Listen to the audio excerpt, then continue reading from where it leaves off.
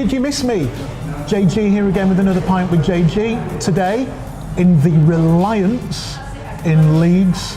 What a lovely bar. I always say that it's a lovely bar, but we pick quite nice bars. Really mellow spot for a few afternoon beers, probably a few evening beers.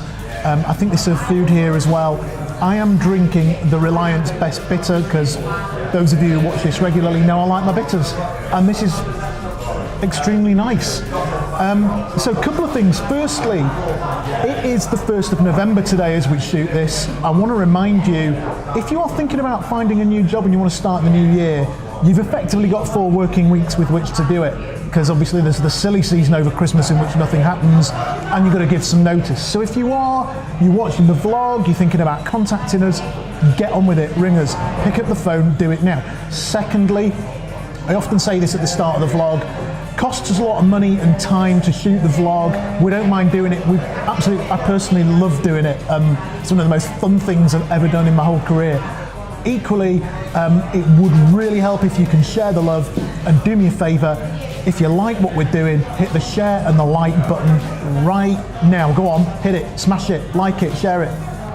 So last time I saw you, we were talking about the different levels through which you can think about analysing your own needs and your own requirements when you're on the job market and understanding what you're looking for. And I think just a quick reminder: environment, behaviour, capabilities, values, identity, mission. Remember that? I guess this week I want to extend what I was talking about, and if you're at a point where you're trying to work out what you're looking for, you're probably at a point where you're going to some interviews. So today, what I really want to talk about is not so much interview technique. I want to look at it from a slightly higher level and a slightly more philosophical place, which is, what is an interview? Sometimes people take a long time defining what an interview is. You know, they consign it as a bit of a dark art to human resources or to psychologists, and they tend to overthink it. In the world I operate in sales hiring, there's a really simple way of viewing what an interview is. An interview is a two-way process in which both parties go out and go through the procurement process of buying a revenue generation system. So buying a revenue generation system, whether you're a candidate going for a job or whether you're a sales leader hiring a salesperson, it's amongst probably the most mission critical procurement decisions you're ever going to make in your life. So therefore it follows that it's an extremely strategic, as marketeers would call, very high involvement decision that you've got to make. It's going to require a lot of thought and a lot of due diligence. But there's an irony in this. And that irony is that whilst it's a massive mission critical procurement decision for both parties, it's normally done over a very short period of time, and it's normally done in a very tactical rather than strategic way by both parties. And what I mean by that is, let's just say you're selling a multi-million-dollar software solution to a company. It might take you 18 months. There might be 18 different buying influences in the procurement. It may be incredibly complex. The contract negotiations are going to be complex. But actually, if an organisation is buying a revenue generation system that could potentially make or break it next year, they normally only do it over maybe 1 or 2 weeks, with maybe 2, maximum 3 people involved in the purchase process.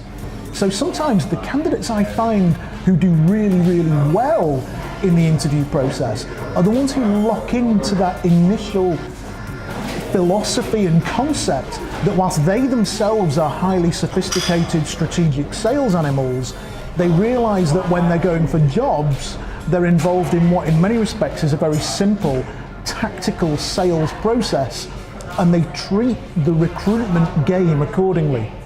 So the other thing to remember is that whilst this is the single biggest, most mission critical procurement either party is actually making for either party's business at that point in time, and it might be that massive, the thing that I find really good candidates in the interview game remember is that they remember that each party is actually very frightened. The sales guy who's looking for a new revenue generation solution, he's frightened because The reality is it's the difference between earning 60 or 120 or 70 and 140 or 80 or 160,000 pounds next year. That's a big difference. There's big stakes. And equally, I think something that a lot of the candidates forget is that the hiring managers are frightened. You know, I had one client once say to me that getting it right or getting it wrong is the difference between Benidorm and Barbados. And what he meant by that was, he said, I've got 8 guys on the road. Each one of them is worth about £10,000 to me next year in terms of my annual target achievement. So if I get it right, I make 10 grand. If I get it wrong, you know, I'm choosing a different holiday and I'm buying different Christmas presents. And as he said, it's the difference between Barbados and Benidorm. So for me, the candidates that do really well into the interview game, it's not just about your track record, your CV.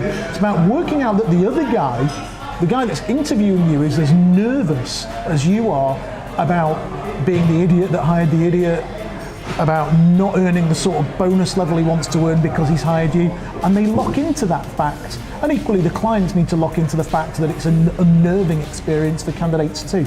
So what are the clients really frightened of, and what's really on the mind? Well, the thing that a lot of clients say to me is, every candidate walks into an interview room with me and tells me he's really good at what he does, but how many of them can actually prove it? And equally, what are the candidates frightened of? Well, every candidate's frightened that every employer they meet tells them that the job's fantastic, the marketing's great, the leads are wonderful, but how many of them can actually prove that they can earn the money? So there's a lot to think about here before we even get into how to play the interview game, how to run an interview itself, what to say, how to prepare. And there are 3 key stages of the interview game that I'm going to talk about over another pint with you on another day. So under instruction, I'm keeping this all a little bit shorter than I normally do. I'm not going to talk any more this week. I'm in the Reliance. It's a lovely pint of Reliance Best Bitter, which was delicious, and I'm going to finish it after you've gone. Remember to smash the like button if you like the content and it's giving you a little bit of pause for thought. Remember to hit the share button if you like the content and it's giving you a bit of pause for thought. Remember to come and watch Book Club live every Friday afternoon, 4:30. Currently, as we shoot this, we're talking about Objections by Jeb Blount. Jeb, if you're watching, come on the show and defend your book. We've got some positives and negatives about it, and I will see all of you. I hope you don't miss me too much in a couple of weeks. See ya.